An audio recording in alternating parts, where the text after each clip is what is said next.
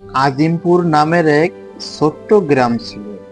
গ্রামটা দেখতে বেশ সুন্দর, যেখানে ঘটল এক রহস্যময় ঘটনা।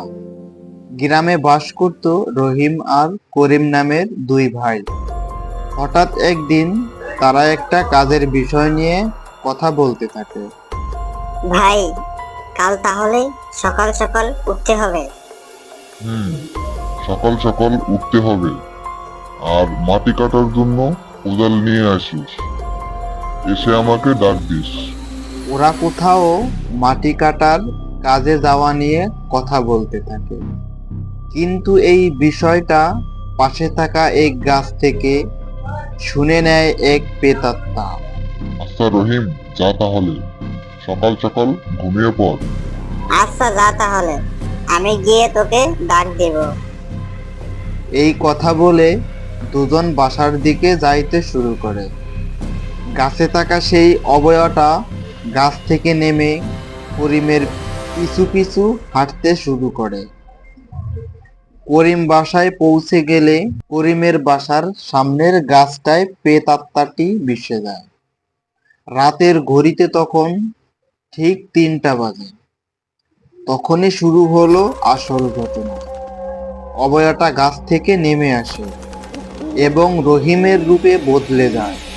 করিম, করিম ভাই উঠ, সকাল হয়ে গেছে। রহিমের ডাক শুনে করিমের মা ডাকতে শুরু করে। ওরে বাবা, ওঠ, তোর ভাই আসছে, কাজে যাবি না? উঠতেছি মা। করিম ঘুম থেকে উঠে হাঁটতে শুরু করে, সেই রূপ বদলানো অবয়টার সাথে। হাঁটতে হাঁটতে জঙ্গল পেরিয়ে কবরস্থান থেকে হাঁটতে শুরু করে। ভাই তাড়াতাড়ি হাঁট। ভাই, এখনো দেখি কি অন্ধকার। কয়টা বাজে? এই তো প্রায় সকাল হয়ে আসছে। তারা কবরস্থান পেরিয়ে চলে আসে কাজের স্থানে। তারপর শুরু হলো ভয়ানক কাণ্ড। করিম মাটি কেটে রহিমের কাছে দিতে শুরু করে। ভাই, আমি আর পারছি না। এইদিকে রহিম আসে করিমের বাড়ি করিমকে ডাকতে। করিম ভাই, ঘুম থেকে উঠ, কাজে যাবি না? তার মা উত্তর দিল, বাবা, তোর ভাই তো আরো অনেক আগেই কাজে চলে গেছে। তখন তার আর বুঝতে বাকি রইল না যে তার ভাই অনেক বড় বিপদের মুখে আছে। তখন সে দৌড়াতে শুরু করে। এবার আমি মাটি কাটি, তুমি নাও। না, সমস্যা নাই ভাই, আমি কাটে, তুমি নাও। ঠিক তখনই একটা আওয়াজ আসে। করিম ভাই, ভয় নেই, আমি চলে আসছি, তুই কোদাল দিস না। ঠিক তখনই ফজরের আজান দিয়ে দেয়। তারপর সেই অবয়টা তার রূপে বদলে যায়।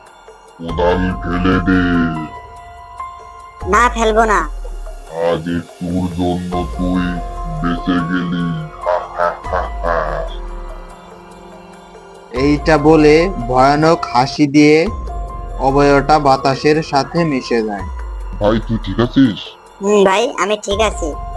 চল ভাই বাড়ি যাই, আর কাজ করতে হবে না। তারা দুজনে বাড়িতে চলে যায়। বন্ধুরা, গল্পটি কেমন লাগলো অবশ্যই কমেন্টে জানাবেন।